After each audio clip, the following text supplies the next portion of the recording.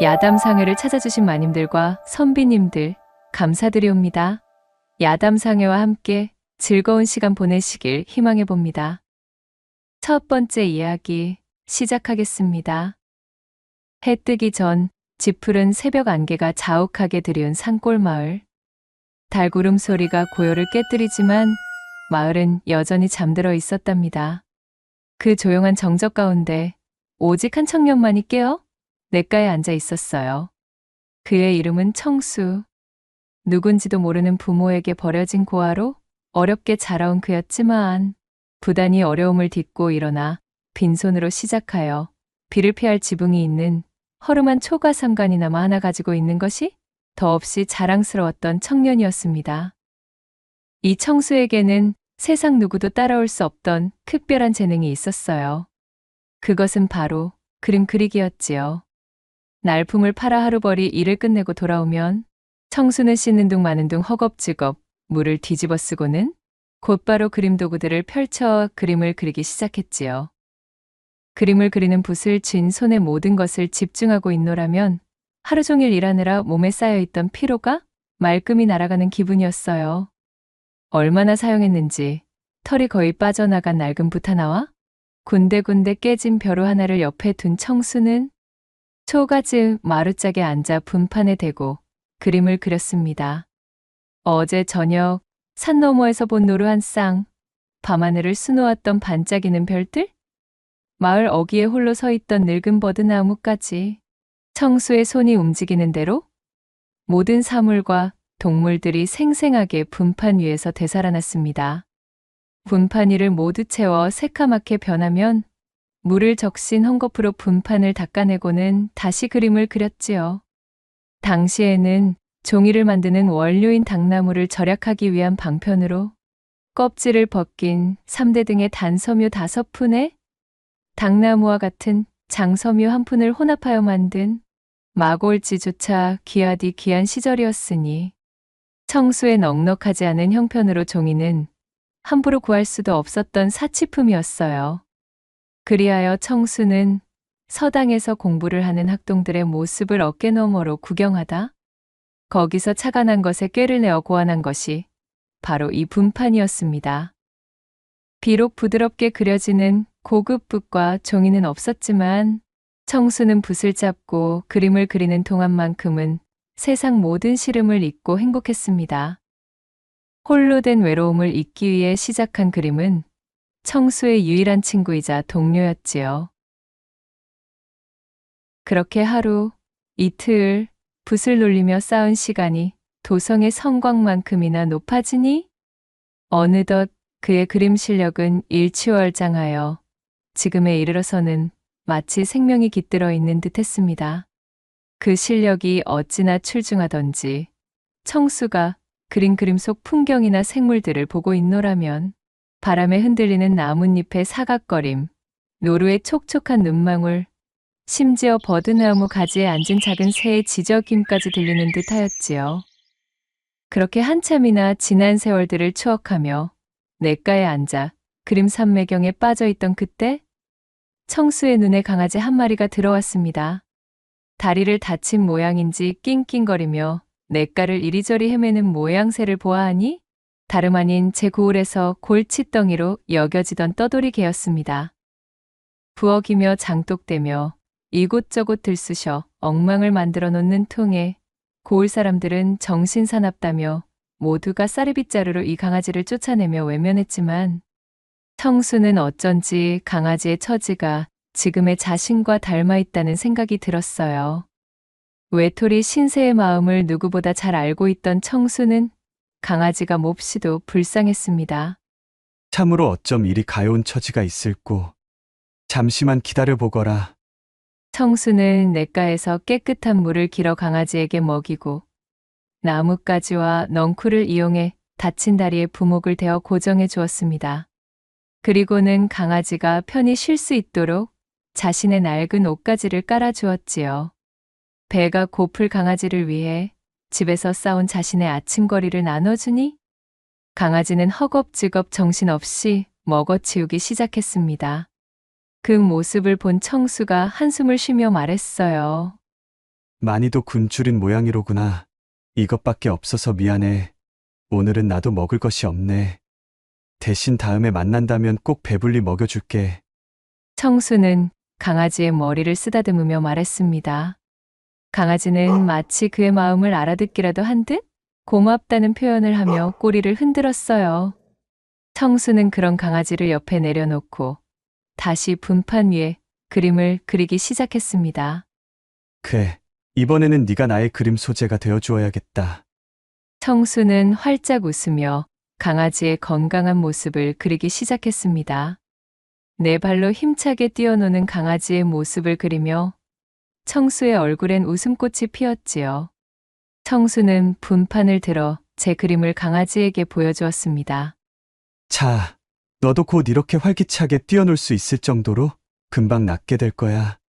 종이만 있으면 좀 더 활기찬 너의 모습을 그려볼 수 있을 텐데. 청수는 아쉬움에 한숨을 내쉬었어요. 그렇게 그림에 한참이나 빠져있던 사이 해는 하늘 높이 위로 올라 날이 밝았고 청수는 분판과 화구들을 주섬주섬 챙겼습니다. 자, 그럼 나중에 또 보자. 이제 나도 일을 하러 가야 하거든. 청수는 강아지에게 손을 흔들고는 몸을 일으켜 바지의 먼지를 툭툭 털어냈습니다. 불이 나게 집으로 돌아간 청수는 두 다리 가득 힘을 싣고는 고단한 날품으로 보낼 하루를 맞이할 준비를 끝냈어요. 이것은 다른 이야기로 사실 고을에서 청수의 재능을 알아봐 주는 사람은 아무도 없었답니다. 고을 사람들은 청수를 일명 화광장이라고 부르며 손가락질했지요. 그림에 미쳐있는 놈이라며 그의 그림을 돈벌이도 되지 않는 쓸모없는 짓이라 칭하고는 업신여겼습니다. 남들의 눈에는 조실부모한 외톨이에다 가진 것 하나 없는 청수가 팔자 좋게 그림이나 그리고 있는 행위는 사치스럽고 한심한 짓으로만 보였던 것이지요. 그러던 어느 날 청수는 버려진 집에 담벼락에 멋진 호랑이 그림을 그리고 있었습니다. 힘찬 분놀림으로 호랑이의 용맹스러운 모습이 생생하게 그려지고 있었지요. 그때 백서방이라는 심술궂은 장사꾼이 지나가다 청수의 그림을 보게 되었습니다. 허, 이 녀석 보게? 또 쓸데없는 짓거리를 하고 있구나. 이놈아, 담벼락에다 그림을 그려서 밥이 나오느냐? 아니면 돈이라도 나오느냐? 차라리 그 시간에 내 장사 나거들어 품삯이라도 받아가거라. 백서방의 호통에도 청수는 아무 대꾸도 하지 않고 그림에만 집중했습니다. 이놈아, 내 말이 아니 들리는 것이냐? 잘 들려요, 아저씨. 하지만 저는 그림을 그리는 일이 좋은 거려. 이런 정신 나간 놈을 보았나? 그림이 밥이나 먹여주느냐? 배고프면 그림이라도 뜯어 먹을 테냐? 그림은 제 마음을 표현하는 거예요. 아저씨는 이해 못 하시겠지만, 얼씨구, 하여간에 쥐뿔도 없는 놈들이 꼭 이렇게 헛바람만 들어가지고는. 백서방은 청수의 그림 위에 침을 퇴뱉고는 발로 흙을 뿌려 그림을 엉망으로 만들어 버렸습니다. 청수는 속이 잔뜩 상했지만 그렇다고 백서방에게 대들 용기가 없었습니다. 가끔 백서방이 던져주는 일감은 청수에게는 일용할 양식을 얻을 수 있는 기회였으니까요. 청수는 그저 망가진 그림을 바라보며 풀이 죽은 채 눈물을 글썽일 수밖에 없었어요. 또 다른 어느 날에는 청수가 마을 어귀에 있는 큰 은행나무 밑에서 새 그림을 그리고 있었습니다.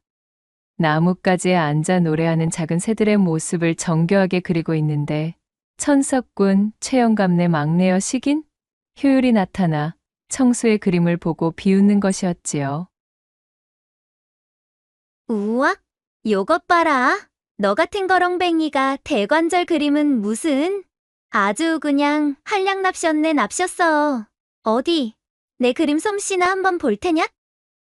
효율은 청수의 손에서 붓을 획 빼앗아 분판 위에 그려놓은 그의 그림에 낙서를 하기 시작했습니다. 괴상한 모양의 그림을 그려놓고는 깔깔거리며 웃었지요. 청수는 붓을 돌려달라고 했지만 못된 심보를 가진 효율은 붓을 저 멀리 던져버리고는 유유히 사라져버렸습니다. 청수는 흙투성이가 된 붓을 주워들고는 하늘을 바라보며 한숨을 쉬었습니다. 저 고약한 기집애. 저건 꼭 저렇게 좋아한다는 티를 괴팍하게 낸다니깐.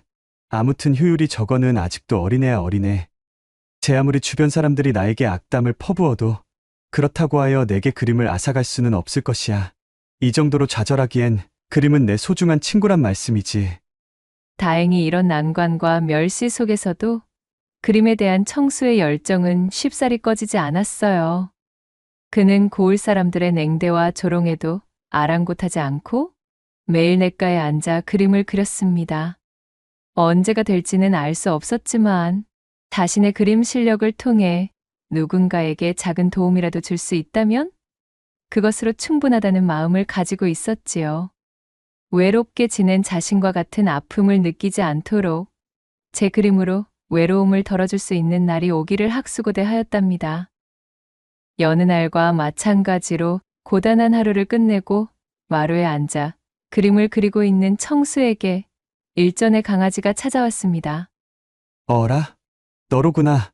반갑다. 날 찾아온 게니 쩔뚝이던 다리도 다 나은 모양이로구나. 청수가 반갑게 강아지를 맞이하자 강아지가 꼬리를 흔들며 청수를 향해 짖었어요. 그리고는 마치 자신을 따라오라는 듯 쪼르르 달려나갔다가 뒤를 돌아보고 또 쪼르르 달려나갔다가 뒤를 돌아보는 것을 반복하기 시작했지요. 신기한 마음이 든 청수가 강아지를 따라 나서니 강아지는 청수의 집 뒤쪽에 위치한 산자락의 깊은 숲을 향해 들어가는 것이었습니다. 거참 신기한 노릇일세. 저 녀석이 대체 뭐 때문에 이런 곳까지 나를 데려가는 것일까? 의아한 마음으로 한참을 강아지를 따라가던 청수. 곧이어 청수의 시야에 강아지의 모습은 말끔히 사라졌고 대신 큼지막한 나무 뒤쪽으로 환하게 빛나는 무언가가 나타났어요. 그것은 마치 달빛이 쏟아져 내리는 듯 눈부신 빛 속에서 태어난 모양새의 아리따운 여인이었습니다. 뭐야 대체. 이것이 무슨 일이냐? 기다랗고 검은 머리카락을 댕기나 쪽진 흔적도 없이 바람에 태워 흩날리는 그녀의 모습은 마치 하늘에서 내려온 선녀 같았지요. 제 아무리 살이 분별에 어두운 사람이라 한들 그 여인이 이승의 존재가 아니라는 것은 한눈에 봐도 알 수 있었답니다. 소스라치게 놀란 청수가 엉덩방아를 찌우며 뒤로 나자빠졌습니다. 놀라지 말거라. 나는 그저 너의 무해한 재능을 쭉 눈여겨보고 있던 존재이니라. 너 자신도 모르게 행한 작은 선행들이 물꼬가 되어 이렇듯 우리가 만나게 되었구나. 이질적인 외견과는 비교되는 나긋나긋한 목소리로 여인이 말했습니다. 청수는 혹시 꿈을 꾸고 있는 건 아닌지 볼을 꼬집어 보았어요. 따끔한 통증이 느껴지고 있었으니 분명 꿈은 아니었지요. 누구십니까? 청수는 두려움과 호기심이 뒤섞인 눈으로 여인을 바라보며 물었고 여인은 온화한 미소를 지으며 청수에게 다가왔습니다. 그리고 손에 들고 있던 하얀 붓 한 자루와 부드러운 종이 두루마리를 건네는 것이었어요. 얼핏 보기에는 그저 평범해 보이는 붓에서는 은은한 빛이 흘러나오고 있었습니다. 자, 이것을 받거라. 이 붓은 이것을 쥔 자의 마음이 향하는 것을 그대로 그려낼 것이니라. 또한 네 종이는 이 붓으로 그림의 날개를 달아주는 역할을 하는 것이지. 청수는 떨리는 손으로 붓과 종이를 전해받으며 물었지요. 마음이 향하는 것이요? 그것이 대관절 어인 말씀이신지. 하지만 명심하거라. 커다란 힘에는 또한 커다란 책임이 따르는 법. 이 붓은 반드시 이 종이 안에서만 사용해야 할 것이야. 내가 건네준 종이 외의 장소에 붓을 사용한다면 반드시 그릇된 일이 벌어질 수 있단다. 그것이 어떠한 결과를 가져올지는 또한 이 붓을 놀리는 자의 마음에 달려있지. 물론 내가 이 붓을 너에게 건넨 이상 너 아닌 다른 자가 이 붓을 사용해 본들 아무런 효능도 없는 보통의 붓이겠지만 말이다. 너의 마음이 견딜 수 없고 흔들림이 심해진다면 그때는 이 붓을 포기하여도 좋다는 것을 기억하렴. 붓을 쥔 청수의 손에서 희미하게나마 신비한 기운이 느껴지고 있었어요. 여인이 제게 던진 말은 마치 선문답처럼 들렸기에 무슨 뜻인지 완전히 이해하지는 못했지만 왠지 모르게 청수의 가슴은 두근거리고 있었습니다. 그럼 부디 그것이 너에게 도움이 되기를. 청수에게 붓을 전한 여인은 의미심장한 미소를 남기고는 그렇게 호련히 사라졌습니다. 청수는 멍하니 붓을 쥔 채 여인이 사라진 방향을 한참 동안이나 바라보다가 이내 정신을 차리고는 집으로 돌아왔습니다. 집으로 돌아온 그는 떨리는 손으로 쥐고 있던 붓과 종이를 들어 보이며 깊은 고민을 시작했지요. 자신에게 일어난 일이 도무지 믿기지도 않았거니와 또한 신비로운 물건이라 한들 자신이 온전히 사용할 깜냥이 되는지도 의심스러웠으니까요. 그러다 청수의 배에서 꼬르륵 하며 잔뜩 허기가 져 있음을 알리는 구슬픈 가락이 튀어나왔고 이내 허기진 배를 틀어주며 빈쌀독을 바라보았지요. 믿져야 본전이라고 했었나. 그럼 어디 한번. 이판사판이다 싶어진 청수는 종이를 펼쳐놓고는 쌀 한 가마니를 쓱쓱 그리기 시작했습니다. 반쯤은 장난스럽게 시작한 일이었고 그저 값비싼 종이가 생겼음에 기쁜 마음으로 종이 위에 그림을 그리는 감각이 궁금하여 저지른 일이었지만 뒤이어 놀라운 일이 벌어지고 말았지요. 종이에 그린 쌀 가마니가 온데간데 없이 스르륵 사라지더니 이윽고 빈 쌀독이 금세 쌀로 가득 차는 것이 아니겠어요? 쌀독을 바라본 청수는 깜짝 놀라 독 안을 향해 손을 뻗어보았어요. 세상에, 그것은 손으로 만져지는 실제의 쌀이었습니다. 맙소사, 이게 도대체. 믿을 수 없는 일이 벌어진 것에 입을 다물지 못하던 청수는 그렇게 태어나서 처음으로 배불리, 그것도 흰 쌀밥을 먹을 수가 있었답니다. 든든해진 배를 퉁퉁 두드리며 청수는 이 신묘한 붓을 어떤 식으로 사용해야 좋을지를 놓고 고민에 고민을 거듭하였지요. 그리고는 마침내 그는 제 손에 굴러들어온 이 신통함을 이용해 오랫동안 염원해오던 일을 하기로 마음먹었습니다. 그날 이후로 신비한 붓을 가진 청수 소문은 순식간에 고을에 퍼졌습니다. 청수는 거의 1년이 가까운 시간 동안 붓과 그림을 이용해 가난한 이웃들에게 곡식을 나눠주고 병든 사람에겐 약초를 그려주었습니다. 오갈 데가 없는 사람에게는 초가 삼간을, 홀로 된 외로움에 지쳐있는 사람에게는 그 곁을 지켜줄 수 있는 존재들을 그려주었어요. 사사로운 일에 쓰지 않고 남을 돕는 일에 앞장섰지요. 청수에게 도움을 받은 사람들은 하나같이 그를 칭송하기 시작했습니다. 화광장이라며 그를 손가락질하던 사람들도 청수를 무시하던 백서방도 이젠 지난날의 과오를 진심으로 뉘우치며 용서를 구했고 청수를 고을의 자랑으로 여겼지요. 그들 중에서는 제 눈에 청수만 보였다 하면 쪼르르 달려와 괴롭히던 말괄량이 효율 역시도 포함되어 있었습니다. 고을 사람들을 위해 발벗고 나서는 청수의 인품을 1년 가까운 시간 동안 지켜보던 효율은 어느새 그에게 찰싹 달라붙어 둘도 없는 단짝 흉내를 내는 것이었습니다. 야, 이 멍청아. 너는 저 치들이 너를 얼마나 업신여기고 무시했는데 대관절 무엇이 그리 어여쁘다고 온갖 걸 퍼다주며 도와주니 도와주기를. 그러는 효율이 너 역시도 맨날 날 못 잡아먹어 안달이었으면서 웬 사돈난 말이래. 야, 그거랑 이거랑 같니? 나는 어이구, 알겠다 이 녀석아. 아무튼 지금은 내가 좀 바쁘니까 나중에, 네 마음이 더 솔직해지면 그때 다시 이야기해보자. 청수는 효율의 마음을 어렴풋이 알고 있었으면서도 모르는 척 시치미를 떼었고 언제든 자신이 다가가기 손쉬운 존재였던 외톨이 청수가 이제는 고을 사람들을 구휼하느라 자신과는 만나기조차 어려워진 것이 효율은 너무도 불만이었지요. 효율은 특단의 조치가 필요하다는 것을 새삼 깨달았습니다. 그렇게 효율이 청수의 꽁무니만 쫓던 어느 날 시원한 폭포수를 배경 삼아 그림에 빠져있던 청수에게 효율이 찾아왔습니다. 그녀는 슬그머니 청수의 어깨 너머 그림을 바라보더니 청수의 귓가에 대고 속삭였지요. 청수야, 너는 참으로 대단한 사람이야. 지난날 너를 괴롭혔던 것을 용서해줘. 사실은 줄곧 너에게 마음이 있었지만 그것을 표현할 길이 막막하여 그리 너를 괴롭힌 것이었단다. 이젠 내 마음을 그대로 표현할 기회가 되었으니 너와 함께 사람들을 도우며 그렇게 지내고 싶어. 청수가 뭐라 대답할 틈도 주지 않고 효율은 청수의 입술에 자신의 입술을 포개었습니다. 갓 쪄낸 인절미처럼 부드러운 효율의 몸이 청수에게 쏟아져 내렸고 그렇게 두 사람은 폭포수의 물줄기 소리에 격렬한 신음성을 묻어버린 채 농밀한 사랑을 나누며 하나가 되었어요. 그리하여 꿈같던 시간이 차곡차곡 지나고 청수는 신묘한 붓 덕분에 자신이 좋아하는 그림을 그리는 일로 사람들을 도울 수 있게 된 것이 너무도 감사했습니다.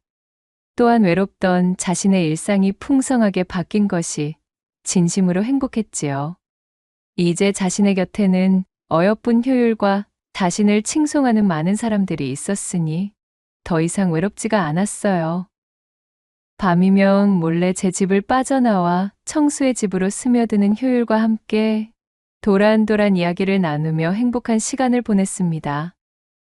야음이 무르익으면 밤바람에 잔뜩 달아오른 효율의 교태 섞인 목소리가 청수의 몸 여기저기를 훑으며 잔뜩 애간장을 태우는 시간을 가졌고 그렇게 두 사람은 시간이 지날수록 깊은 사랑을 나누며 돈독한 사이로 발전했습니다. 그런 청수의 마음이 너무도 순진했던 탓일까요? 청수의 행복은 그리 오래가지 못했습니다. 청수와 그의 붓에 대한 소문이 이웃마을의 부호, 탐욕스러운 왕첨지에게까지 닿았어요. 신묘한 붓에 대한 소문을 접한 왕첨지는 단걸음에 청수를 찾아왔습니다. 단도직입으로 말하겠네. 자네의 그 신묘한 능력으로 내게 마르지 않는 불을 가져다 주게. 그리만 해준다면 내 모든 연줄과 능력을 동원하여 자네에게 벼슬길이 열리도록 해줄 것이야. 그자 아니 장래를 약속할 여인도 있다면서 이런 촌구석에서 사람들 뒤치닥거리나 하면서 일생을 낭비하고 싶지는 않으시겠지. 내 말을 듣고 나를 도와준다면 자네의 앞길 역시도 탄탄대로일 것이야. 장차 아내가 될 여인에게 마님소리 정도는 듣게 해주어야 하지 않겠나? 하지만 왕첨지의 소문을 익히 들어 그의 인품을 알고 있던 청수는 단호히 거절했지요. 이 붓과 제 능력은 사람들을 돕기 위한 것이지 개인의 사리사욕을 채우기 위한 것이 아닙니다. 못 들은 것으로 해둘 터이니 이만 돌아가 주십시오. 단호히 끊어내는 청수의 태도에 왕첨지는 비굴한 몸짓으로 그를 끝없이 설득했지만 도무지 청수는 들을 생각이 없어 보였습니다.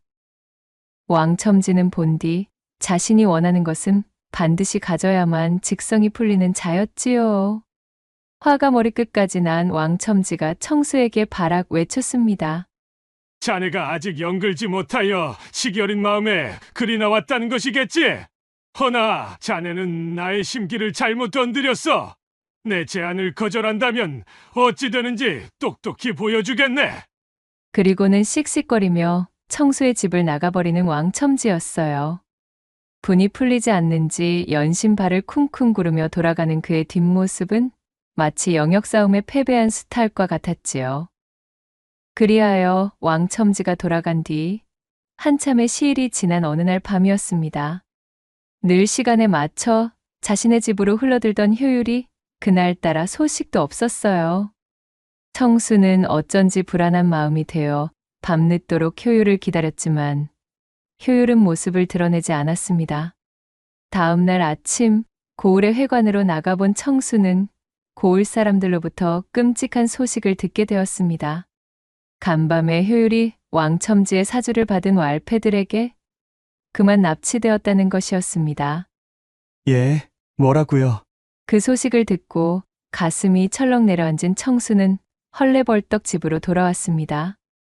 붓과 종이를 챙겨 들고 효율을 찾아 나서기 위해 준비를 하는데 마루에 서신 한 통이 놓여 있는 것을 발견했지요. 떨리는 손으로 서신을 펼쳐보니 그것은 왕첨지가 보내온 협박장이었습니다. 자네의 정의는 내가 데리고 있으니 내 제안을 다시 한번 생각해 볼 마음이 있다면 아래에 적힌 나의 집으로 찾아오시게나 내 기쁜 마음으로 기다리고 있겠네. 거절하겠다면 자네의 정의는 내 침노가 될 게야. 나는 그 정도의 힘과 권력은 있는 사람일세. 서늘한 협박에 청수의 손이 부들부들 떨렸습니다. 하필이면 지금 효율의 식구들은 모두 도읍으로 출타를 나가 있던 상황이었어요. 응당 효율을 구해야 했지만 왕첨지의 요구대로 그의 개인적인 탐욕을 채울 도구로 붓을 사용할 수는 없었습니다. 하지만 이대로 효율을 잃는다는 것은 상상조차 할 수 없어. 왕첨지 그자라면 능히 효율에게 해코지를 할 인물이야. 한참을 고뇌하던 청수는 결국 왕첨지의 집으로 향하기로 결심했습니다. 이젠 자신에게 소중한 사람이 된 효율을 향한 걱정이 우선이었기 때문이었어요. 왕첨지의 집에 도착하니 대문 앞에는 험악한 인상의 왈패들이 지키고 서 있었습니다. 청수를 본 왈패들은 그를 안으로 끌고 갔지요. 넓은 마당을 지나 안채로 들어서자 왕첨지가 의기양양한 표정으로 청수를 맞이했습니다. 오, 드디어 자네가 왔군. 내 제안을 받아들이기로 한 건가? 왕첨지의 곁에는 밧줄에 꽁꽁 묶여 두려움에 떨고 있는 효율이 있었지요. 왕첨지가 효율을 협박하듯 바라보자 효율은 눈물을 글썽이며 청수에게 고개를 저었습니다. 자신 때문에 청수가 왕첨지에게 굴복하는 것을 원치 않는다는 듯한 모습이었어요. 그 모습을 본 청수는 더 이상 망설일 수 없었습니다. 어르신이 시키는 대로 하겠으니 제발 여자를 해치지 마시오. 오, 좋아, 좋아. 그러길래 진작에 내 말을 들었으면 자네의 정인도 이리 험한 꼴은 보지 않아도 되었잖는가. 참으로 이리도 좋은 여자를 두고 말씀이야. 왕첨지가 입맛을 다시며 손끝으로 효율의 뺨을 쓰다듬었고 효율은 두 눈을 질끈 감으며 고개를 돌려 왕첨지의 손을 뿌리쳤습니다. 아시겠지만 끊이지 않는 막대한 불을 안겨드리려면 협소한 공간으로는 아니 되오. 왈패들을 물리시고 조용하고 넓은 공간으로 안내해 주시오. 내 반드시 약조한 것은 지키겠습니다. 허튼 짓을 꾸밀 생각이라면 아직 내 손아귀에 내 놈의 계집이 있음을 기억해야 할 것이야. 그리하여 왕첨지는 왈패들을 물린 뒤 효율을 데리고 자신의 넓다란 서재로 안내했습니다. 자, 이곳이라면 마음껏 자네의 실력을 펼칠 수 있겠지. 왕첨지의 안내를 받은 청수는 자신의 짐보따리에서 붓과 종이를 꺼내 들었지요. 그렇게 꼼짝없이 종이 위에 붓을 놀리려던 찰나 청수는 자신에게 붓을 건네준 신비한 여인의 귀띔이 떠올랐습니다. 신묘한 붓은 반드시 같이 받은 종이 위에서만 사용되어야 한다는 것 말이지요. 뭔가를 골똘히 생각하던 청수는 종이를 둘둘 말아 보따리 속으로 집어넣어 버렸어요.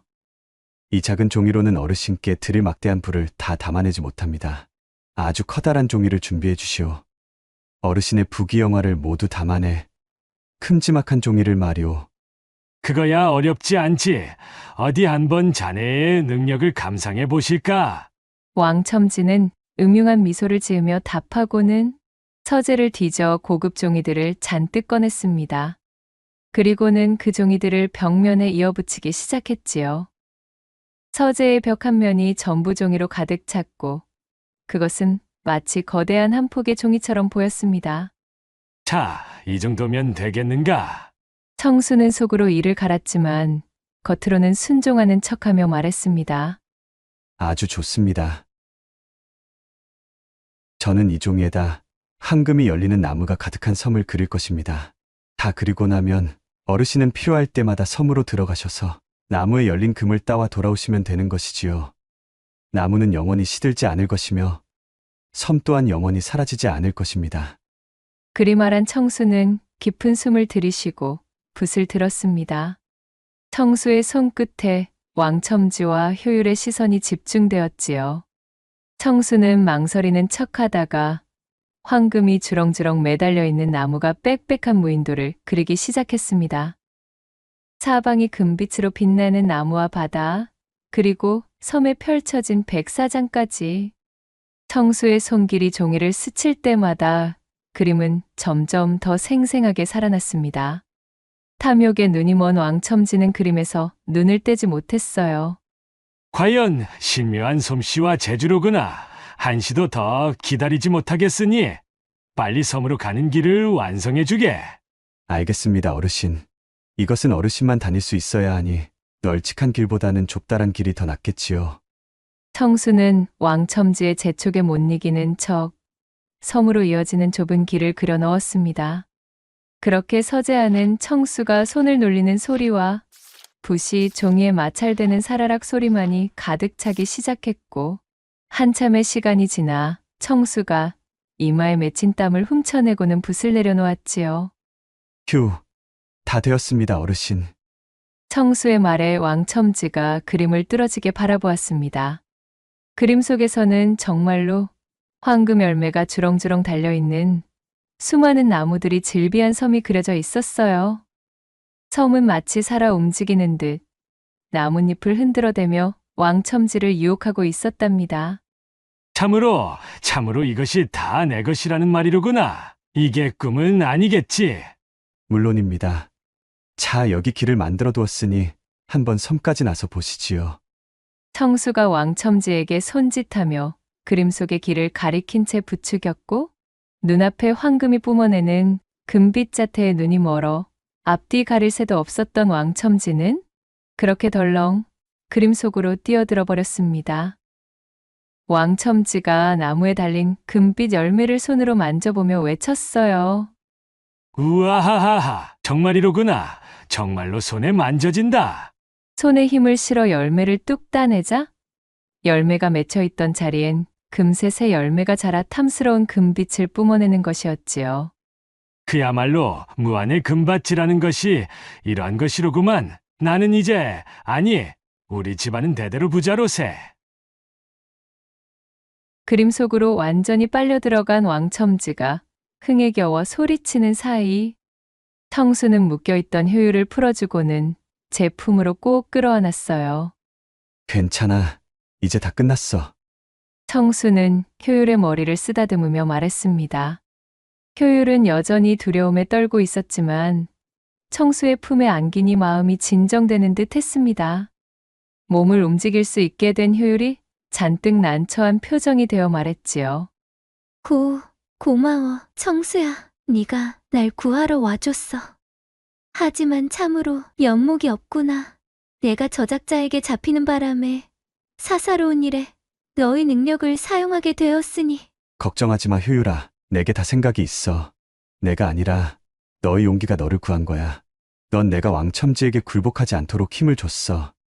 효율의 등을 두드려주며 그녀를 위로한 청수는 몸을 돌려 자신의 보따리 쪽으로 뛰어갔어요. 그리고는 재빨리 미리 준비해 둔 부싯돌을 꺼내들어 황금나무 섬이 그려진 종이에 불을 붙였습니다. 부싯돌에서 번진 불씨가 종이에 옮겨 붙었고, 이윽고 활활 타오르기 시작한 불길은 순식간에 그림을 집어 삼켰어요. 그림에 붙은 불을 발견한 왕첨지가 사색이 된 얼굴로 고함을 지르며 섬과 연결된 길 쪽으로 뛰기 시작했습니다. 그러나 이러한 상황을 미리 예상해둔 청수는 일부러 좁다란 길을 그려두었기에 왕첨지는 빠른 속도로 뛸 수가 없었지요. 그렇게 그림의 바깥으로 나오기도 전에 종이는 모조리 불에 타버리고 말았고, 불은 삽시간에 서재에 옮겨 붙기 시작했어요.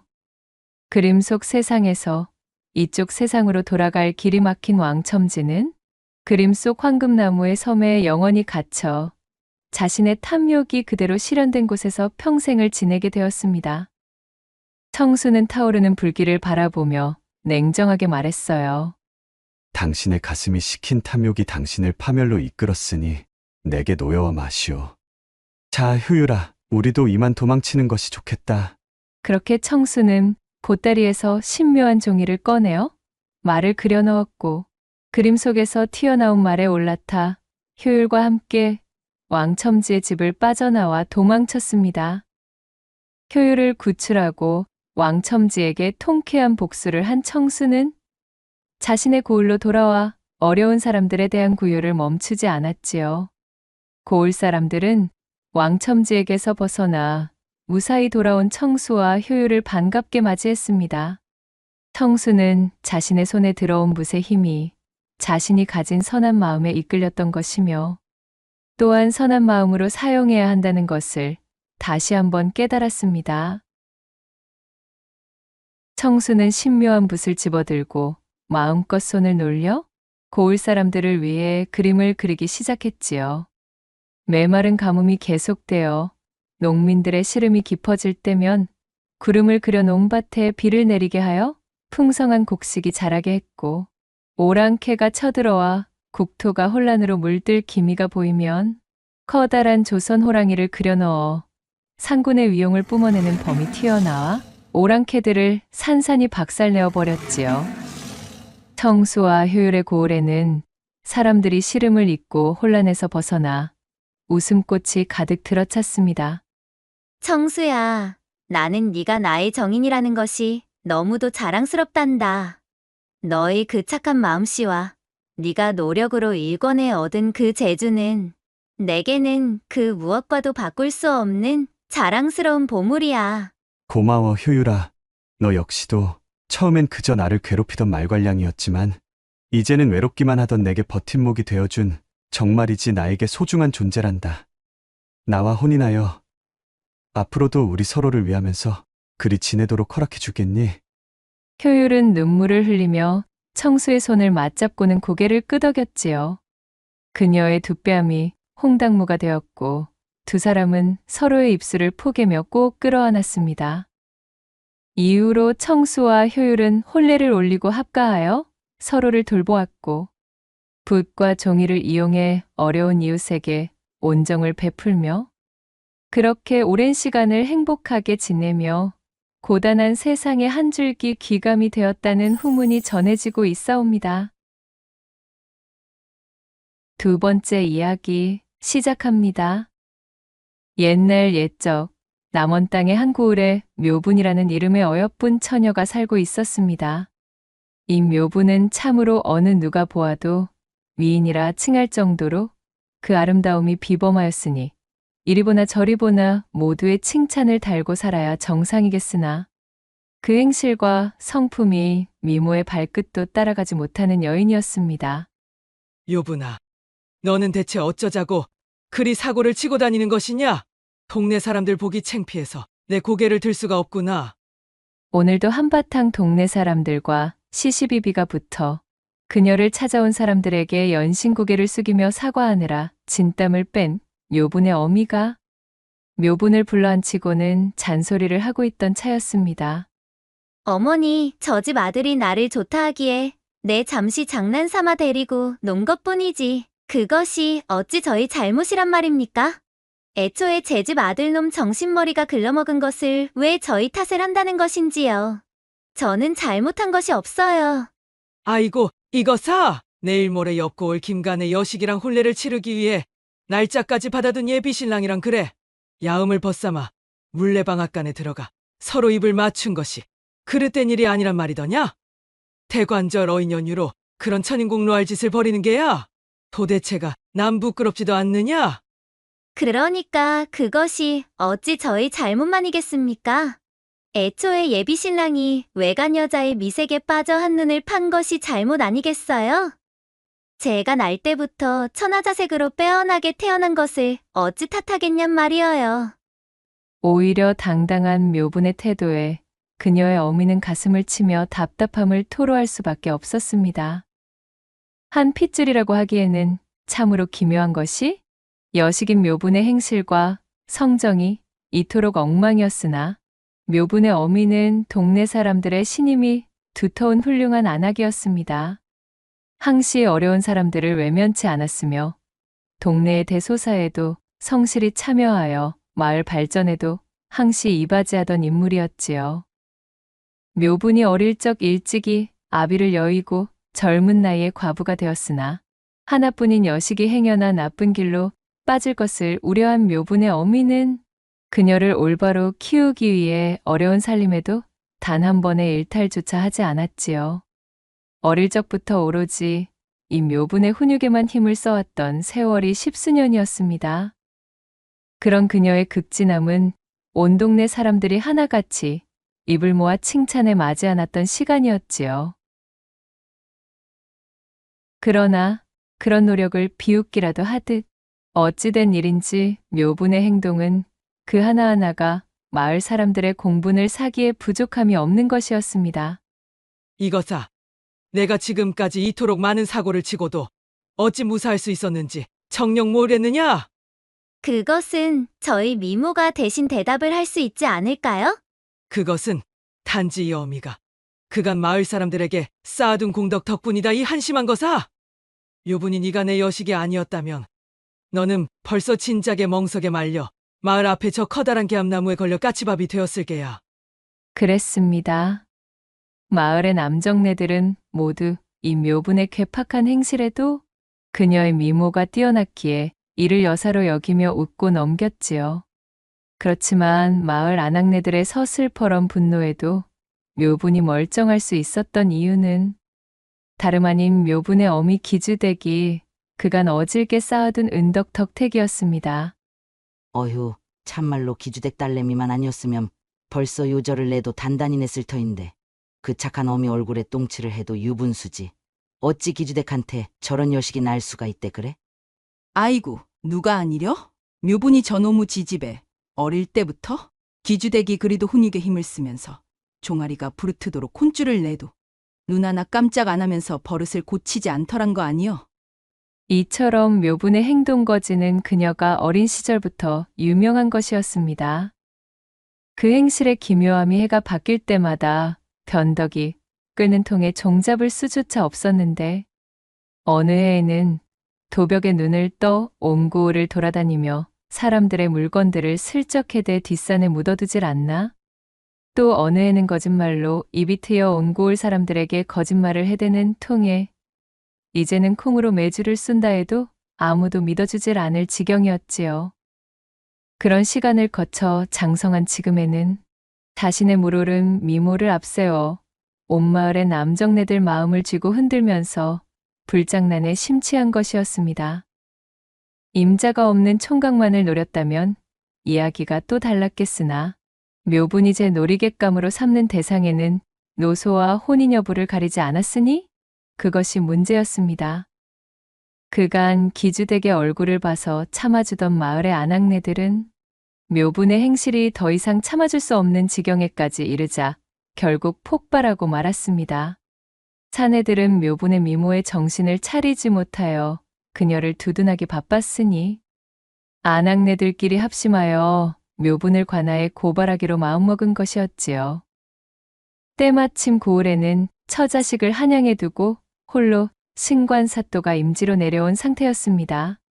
부임 초부터 반듯한 언행에 뇌물조차 멀리하는 성품을 가지고 있었으니 아래 것들에게 떨어지는 콩고물이 없다 하여 소문이 자자한 원님이었지요. 이번에 부임하신 사또라면 필시 저 묘분인연 행실을 어미 꾸짖어 바로잡아 주실 것이요. 아, 물론이요. 싸게 가서 저것의 만행을 샅샅이 구하자고. 저 망할 놈의 행실 때문에 아주 고을 풍기가 땅으로 떨어지기 전에 막아야 되는구먼. 화가 머리끝까지 뻗친 아낙네들이 삼삼오오 모여 아침대바람부터 관하로 들이닥쳤습니다. 그녀들은 사또 앞에 고개를 조아리며 묘분의 만행을 하나하나 고하고서는 합당한 처벌을 내릴 것을 읍하였습니다. 아낙네들의 말을 들은 사또가 말했지요. 그대들의 읍소를 소상히 들어보니 만약 내게 고한 내용들이 모두 사실이라면 이는 지엄한 조선의 국법을 어지럽히는 대단히 문란한 일일 뿐만 아니라 아녀자의 몸으로 정절을 우습게 여김으로써 이 나라의 근간을 뒤흔드는 일이구나. 내 그 묘분이라는 여인을 당장 문초할 터이니 육방 관속들은 속히 내 앞에 죄인을 대령토록 하라. 그날 밤 평소의 묘분에게 홀딱 빠져 그녀를 흠모하고 있던 이방인 묘분을 찾아왔습니다. 담벼락을 사이에 두고 이방이 안절부절의 목소리로 귀뜸해 주었지요. 아이고, 묘분아! 아주 큰일이 나버렸다. 마을 여편네들이 오지게 작당을 하고 사또한테 너를 엄벌해달라 읍하는 바람에 우리 융통성이라고는 먹고 죽을 애도 없는 외골수 사또께서 너를 잡아 족치겠다고 육방관숙들한테 엄포를 해놓은 상황이란 말이여, 시방. 이 일을 웃자면 좋단 말이여? 잠자코 이방의 말을 듣고 있던 묘분이 완연한 호를 그리며 씩 눈웃음을 흘렸습니다. 꾀가 뚝뚝 흐르는 눈빛이었기에 그것을 바라보고 있던 이방의 얼굴을 물들이며 넋을 빼는 사이 묘분이 앵두 같은 입술을 움직이고는 말했답니다. 이방 나으리 걱정 마시고 돌아가셔요. 그리고 돌아가시거든 사또께 제 말대로 이르셔요.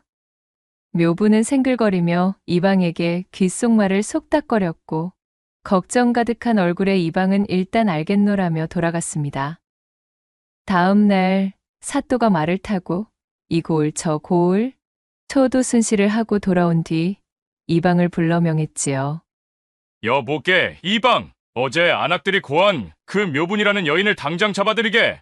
어이구, 나으리, 여부가 있겠습니까요? 헌데 그 전에 순시를 다녀오시느라 다리가 많이 아프시지요? 묘분이라는 계집은 언제든 잡아다 족칠 수가 있으니 문초를 시작하기 전에 일단 다리 안마부터 받으시지요. 안 그래도 우리 고을에 안마 하나는 기가 막히게 잘하는 머스매가 하나 있습지요. 그러한가? 나란 일을 돌보는 것이 우선이라 저된다만. 새로 부임하신 사또께 인사 여쭙고 싶어하는 민심을 돌보는 것 또한 나란 일을 돌보는 것이니 하등 문제될 것이 없을 것 같구만요.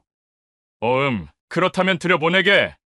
대신 이 안마의 기법이 참으로 특이하고도 기한한지라 볕이 들지 않는 어두운 곳에서 받으셔야 그 효과가 뛰어나다고 합니다요. 그리하여 별당 안채에 안막으로 둘러놓았으니 속히 그곳으로 드시지요. 아니, 무슨 안마이기에 그리도 호들갑까지 떨어가며 받아야 한다는 말이던가?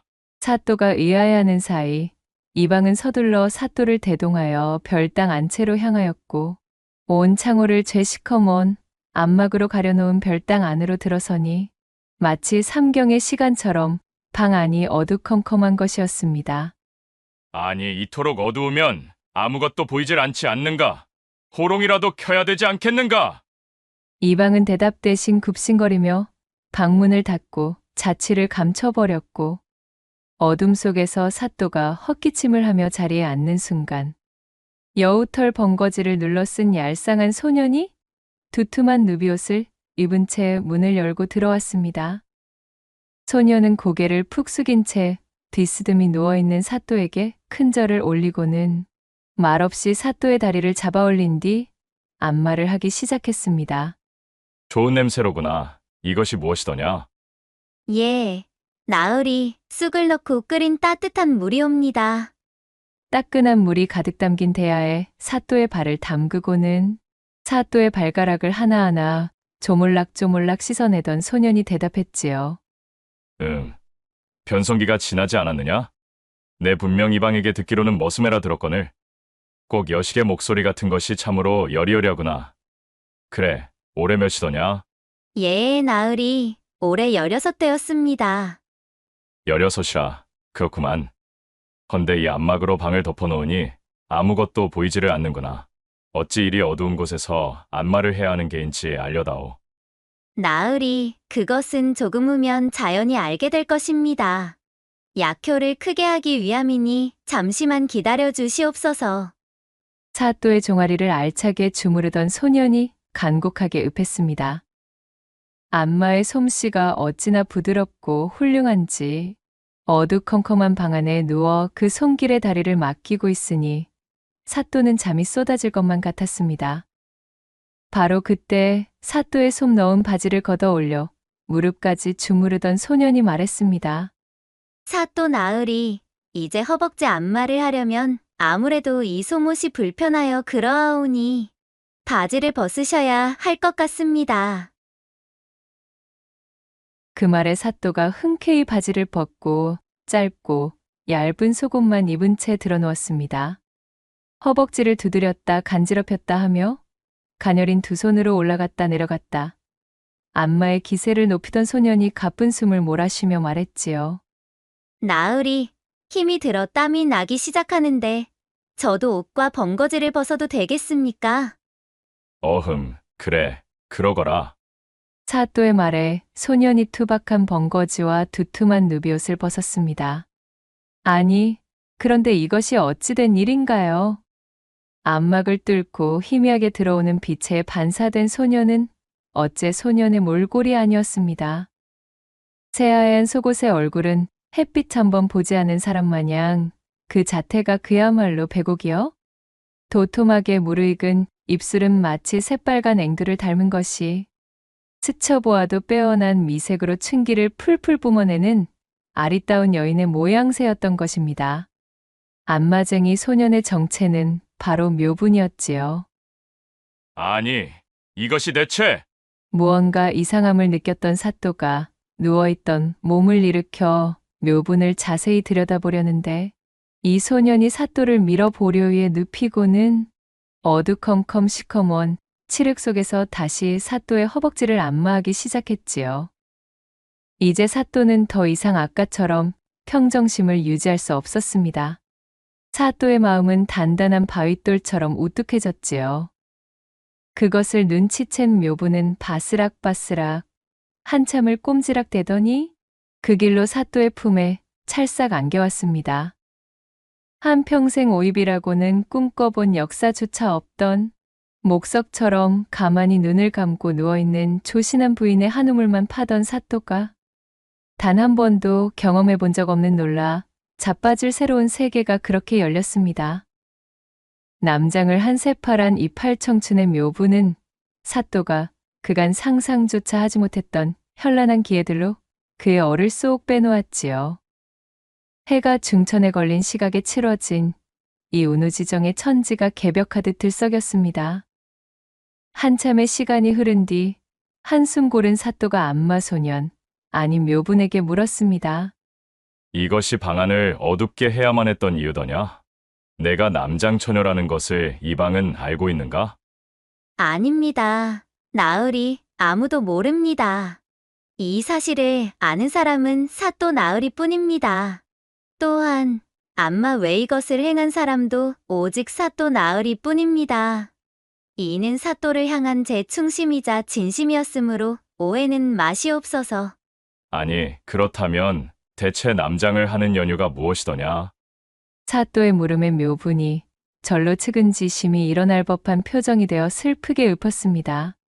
소녀, 아비가 남겨놓고 간 막대한 빚을 갚기 위하여 시작한 일이오나 어디 계집에게 일을 맡겨줄 사람이 있겠나이까. 그리하여 어쩔 수 없이 남장을 한 채 그것이 들킬까봐 어두운 밤중에만 일을 다니게 되었습니다. 헌데 그것이 또 다른 오해를 불러일으켰기에 이렇게 사또를 따로 뵙고자 찾아온 것입니다. 오해라니, 무슨 오해인가? 밤만 되면 저 집 처녀의 자취가 사라진다 오인하여 마을의 아낙네들에게 남부끄러운 오해를 받게 되었지요. 제 서방들이 허튼 짓을 하는 것과 아무런 상관도 없는 저를 엮어 물고 늘어지기 시작하였습니다. 그리하여 확실한 증거 하나 없이도 저는 이 마을에서 공공연하게 부도덕한 행실을 하고 다니는 사람으로 낙인을 받게 되었사옵니다. 허나 그것들은 모두 사실이 아닙니다. 단지 아비가 남긴 빚을 갚기 위해 아미스를 밟은 것뿐 저는 한치의 부끄러운 일을 행한 적이 없사옵니다. 물론 묘분의 이 말들은 모두 새빨간 거짓말이었습니다. 하지만 벌써 아름다운 묘분의 기회에 온통 넋이 나가버린 사또에게는 구구절절 슬프고도 애절한 사연으로 다가오고 있었지요. 이런 경을 칠 일이 있는가? 마을의 모두가 작당하여 어린 한 여인을 괴롭히고 있다는 것이 내 이것들을 당장 모두 문초하여 마을의 기강을 바로 세우리라. 안 됩니다. 제발 나으리. 절대 아니 됩니다. 그저 저에 대한 추포령만 거두시고 아무런 조치도 취하지 마시옵소서. 그리 되면 저와 제 어미는 이 마을에서 발붙이고 살 수가 없게 되옵니다. 사또께서 임기를 마치고 떠나시면 저희는 어찌 살란 말이십니까? 부디 모른 척 해주시옵소서. 그날 이후 매일 밤 사또의 방으로 묘분이 안마를 해주러 왔습니다. 사또는 하루도 남장 안마사, 아니 새빨간 거짓말로 사또를 속여먹은 묘분을 보지 못하면 병이 날 지경이 되어 있었지요. 측은하고 불우하지만 그럼에도 힘을 내 일어서려는 소녀, 마을 모두의 핍박에도 굴하지 않는, 그럼에도 그들을 벌하지 말아달라 탄원하는 어질고 가여운 소녀. 이러한 심상을 사또에게 각인시킨 묘부는 사또에겐 없어서는 안 될 존재가 되었습니다. 네가 무엇을 하든 내가 이 임지에서 부임하는 동안은 결코 너를 처벌하는 일이 없을 것이니 안심하고 있거라. 그렇게 사또를 완벽히 제 편으로 구워 삶은 묘분이 수많은 안악들의 호소와 고발에도 처벌받거나 관아에 끌려오는 일은 생기지 않았습니다. 그리하여 사또를 등에 업은 묘분의 행실은 나날이 그 정도가 더해만 갔지요. 그렇게 묘분 천하의 시간이 흐르고 흘러 어느덧 묘분에게 빠져있던 사또의 임기도 끝이 났습니다. 아쉬움을 뒤로한 채 사또는 눈물을 흩뿌리며 한양으로 돌아가게 되었고, 그간 사또의 후광을 등에 업고 고약한 심보를 놀리던 묘분은 어느덧 통기가 꽉 찬 나이에 당도해 있었습니다. 그동안 묘분의 어미 기주댁이 열심히 가세를 돌보았지만 좀처럼 살림살이가 나아지는 법은 없어 더욱 가세가 기울어져 있었지요. 하물며 어미를 도와 살림을 돌봐야 마땅했던 묘부는 사또의 안마를 비롯하여 마을 여기저기를 쏘다니며 온종일 헛짓만 하고 다니느라 도통 집안의 일에는 관심을 두지 않았던 터였습니다. 뒤를 봐주던 사또도 물러났겠다. 별볼일 없어진 집안의 여식이겠다. 게다가 그 행실이 방정맞아? 그야말로 지조라고는 눈을 씻고 찾아보아도 없는 아녀자의 낙인까지 받았겠다. 일이 이 지경이 되었으니 제 아무리 미색이 출중하다 한들 홍기가 참 묘분을 정식 부인으로 데려가겠다는 집은 아무도 없었지요. 어휴, 내 팔자야. 하나뿐인 딸 자식 홀레 올리는 꼴도 보지 못하고 죽게 생겼구나. 내가 전생에 무슨 죄를 지어 이런 꼴을 보게 되었누? 기주댁이 방구석에 앉아 가슴을 치며 신세한탄을 하고 있던 어느 날, 묘분보다 한 살 아래의 사내를 둔 집안에서 혼담이 찾아들었습니다. 시댁에서는 혼수 하나 가져오지 않아도 된다는 조건까지 내걸었으니 그야말로 기주댁은 눈이 번쩍 떠지는 것이었지요. 한 살 아래에다가 제치라니요. 저는 시집 한번 가지 않은 처녀인데 어찌 그런 사내에게 시집 가라는 것이에요. 내가 지금 이 마을에서 뜨신밥 쉰밥 가리게 생겼느냐? 온 동네 방네 소문이 나서 이웃고을까지도 내 방정을 모르는 사람이 없다 이거사. 집안 형편이 기울어 혼수 마련할 돈도 없던 차에 혼례는 꿈도 꾸지 못하던 우리에게 그야말로 하늘이 주신 기회이거늘. 쉰소리 말고 썩 시집갈 준비나 해. 소박이라도 맞았다가는 내 손에 먼저 요절 날 테니 시댁에 깎듯이 굴고 알겠느냐?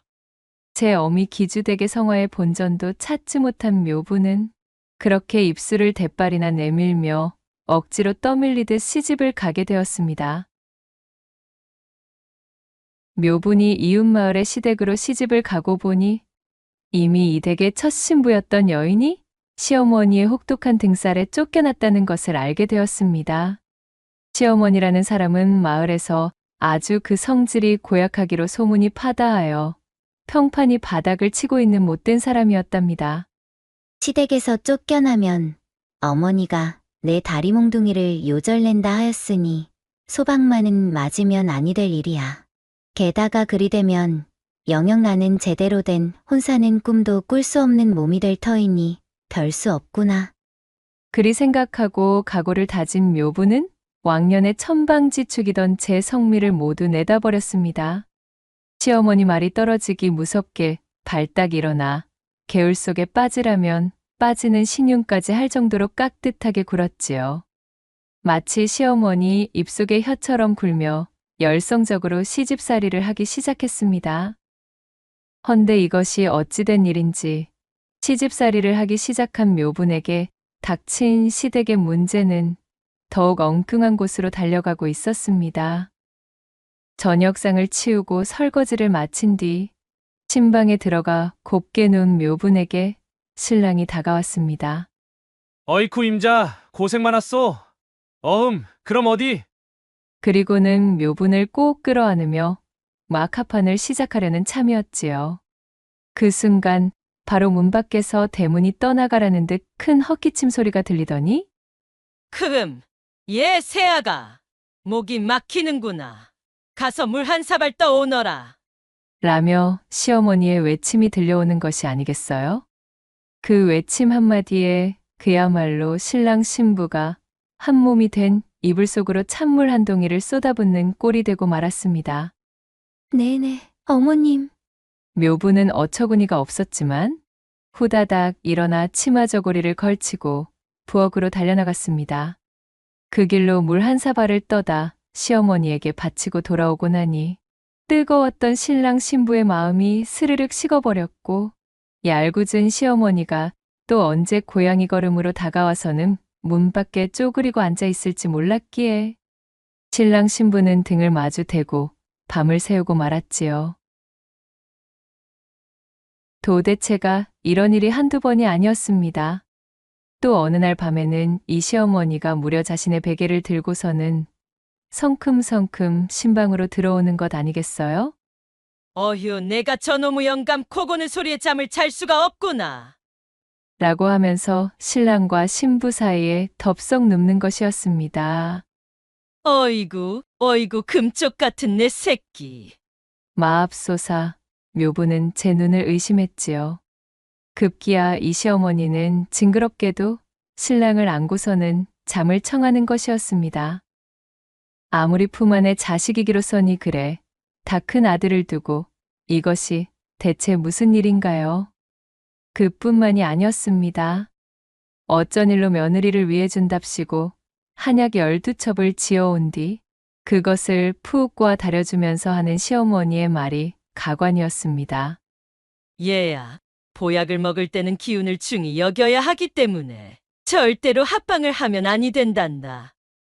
라는 말 같지도 않은 핑계와 함께 새색시인 묘분이를 문간방에 따로 재우고 시어머니가 신방에서 아들과 함께 잠드는 것이었습니다. 세상에나, 나이가 몇인데 아직도 아들을 저리도 끔찍이 제품 안에 갓난아이처럼 여기며 징그럽게 구는 게야?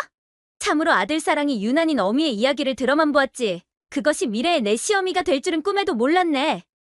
묘부는 서늘하게 식어있는 문간방에서 어이가 없어진 얼굴로 중얼거렸지요. 그러던 어느 날이었습니다.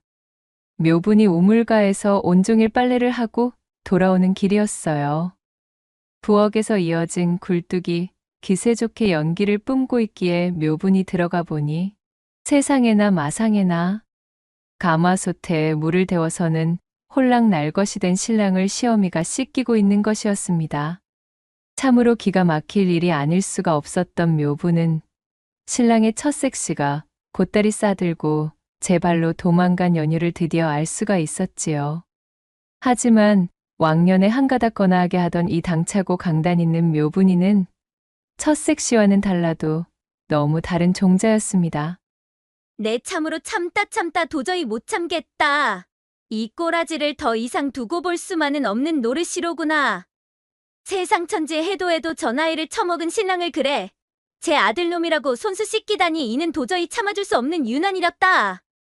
덜 떨어진 신랑은 아예 믿을 바가 못 되었고 저 극성맞은 제 마누라에게 기 한번 펴지 못하고 쥐어 사는 시아버지도 기대할 수 있는 아군이 아니었어요. 천상 묘분 저 홀로 이 정신 나간 시어머니의 버릇을 고쳐놓아야만 하는 판에 직면한 것이었습니다.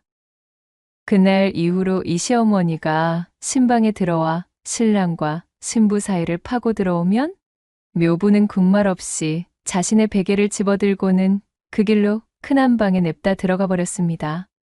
그리고는 당당히 자신의 시아버지 옆에 벌러덩 누워버렸지요.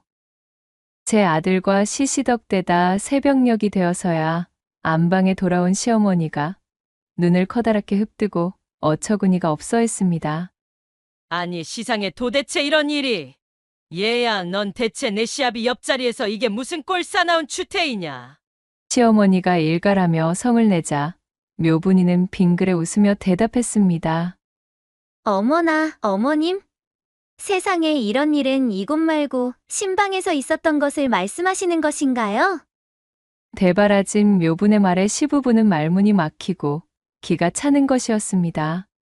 바로 그날부터 묘부는 저녁상을 치우고 신방에 들어가면 문을 단단히 걸어 잠그고선 이불에서 솜을 떼어내 신랑의 귓구멍까지 틀어막았습니다. 그리고는 들으라는 듯 방구들이 꺼질세라 요란한 온우의 정을 나누었지요.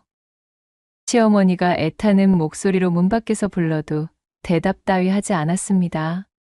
대답 대신 천지가 요동치는 거나 뇌성병력의 음성만을 내던져주자 시어머니의 얼굴이 보기 좋게 불그락푸르락 꽤나 볼만하게 변하는 것이었답니다. 또 다른 어느 날 묘분이가 빨래를 한 줌 해치우고 집으로 돌아왔습니다. 시어머니라는 작자가 또 부엌에서 아들을 목욕시켜주고 있었지요. 묘부는 당장에 뛰쳐들어가 목간통 물을 부엌 바닥에 쏟아붓고는 옆에 놓여있던 큼지막한 솥주걱으로 벌거벗은 신랑의 등을 찰지게 후려주었습니다. 신랑은 병든 닭마냥 꼼짝도 못하며 도망쳤고 묘부는 씩씩거리며 시어머니를 쏘아보더니 그날은 아예 저녁밥을 지을 생각조차 하지 않고 방 안에 들어가 버렸습니다. 시어머니가 노기가 뻗친 얼굴을 한 채 내 인연 당장 보따리 싸서 나가거라. 하며 서슬퍼렇게 소리치며 악다구니를 놓았지만 묘부는 콧방귀를 끼며 대꾸조차 하지 않았답니다. 호되게 무시당한 시어머니는 벌겋게 달아오른 얼굴이 되어 그날 이후로 동네방네 바깥으로 쏘다니며 며느리 욕을 해대었지요. 허나 그간 그녀에게 시달릴 대로 시달렸던 동네 사람들이 어디 호응을 해줄 리가요. 시어머니에게 돌아오는 반응은 그야말로 냉담하기만 했습니다. 어휴, 저런 저 화상 같은 못된 여편네. 그렇게 악다구니를 놓고 하나 쫓아냈으면 됐지. 그 생글거리면서 또랑또랑한 새며느리마저 또 쫓아내려고 저 야단이라니? 에잉, 쯧쯧. 지 아들만 품에 감싸고 살 여편네가 그래 누구 잡으려고 괜히 며느리는 또 들이고 법석이람? 저 승질머리의 여지껏 견디는 새며느리만 불쌍치. 본전도 못 찾은 시어머니는 풀이 죽어 집으로 돌아오기 일쑤였지요. 그렇게 하루가 가고 이틀이 가던 어느 저녁 시아버지가 묘분이를 불러내는 것이었습니다. 그녀가 사랑방으로 건너가니 탁배기를 한 장 걸쳐 거나하게 불쾌해진 시아버지가 껄껄 웃으며 말했지요. 그래, 새아가. 내 요즘 참으로 너의 덕분으로 내 가슴속 40년 묵은 체증이 씻은 듯이 내려가는구나. 저 독불장군 여편네가 너에게 아주 꼼짝을 하지 못하니 이 내가 요즘 그걸 보는 재미에 산단다. 옛다, 이거 바꿔라. 시아버지가 내민 것은 다름 아닌 집안의 곶간 열쇠 꾸러미였습니다. 어머? 아버님, 집안 살림을 저에게 맡겨주시는 것인가요? 아, 물론이다마다.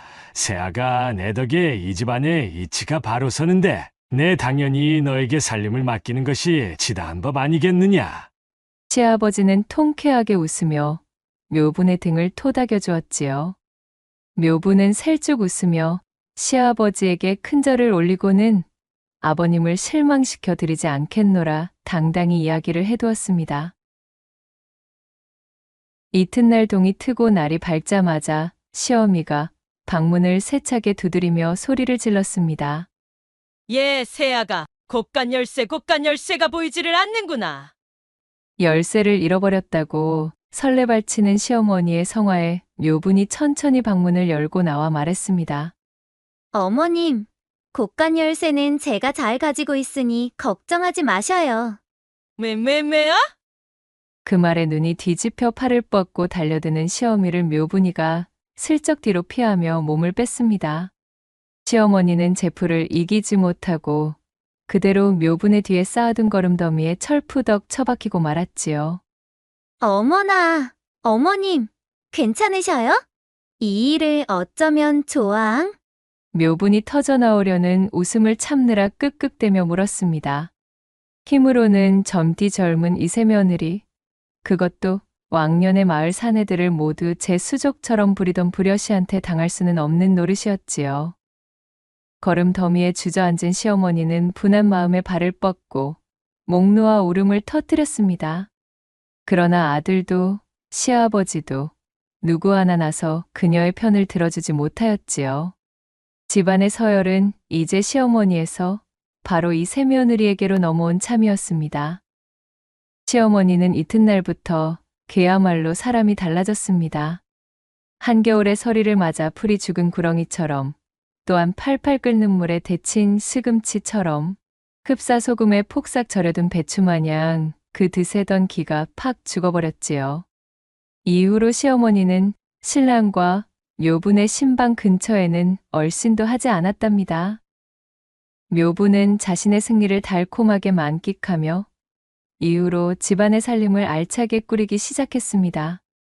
또한 신랑과의 운우 역시 꽃을 피워 그 이듬해 달덩이 같은 아들과 토끼 같은 딸을 연달아 얻으며 집안의 웃음꽃까지 안겨주었지요.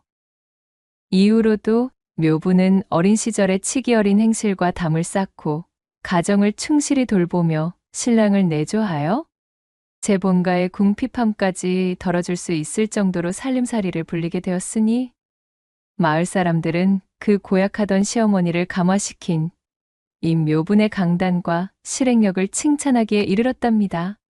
그리하여 새롭게 터전을 잡은 마을에서는 아낙네들 모두의 귀감을 얻어 묘분은 이후로도 풍성한 곳간을 채워나가며 행복하게 살았다는 후문이 전해지고 있사옵니다. 낭독해드린 이야기가 우리 마님들과 선비님들 마음에 드셨다면 구독과 좋아요, 댓글로 야담상회를 응원해 주셔요. 늘 잊지 않고 야담상회를 찾아주시는 여러분들 시청해 주셔서 참으로 감사하옵니다.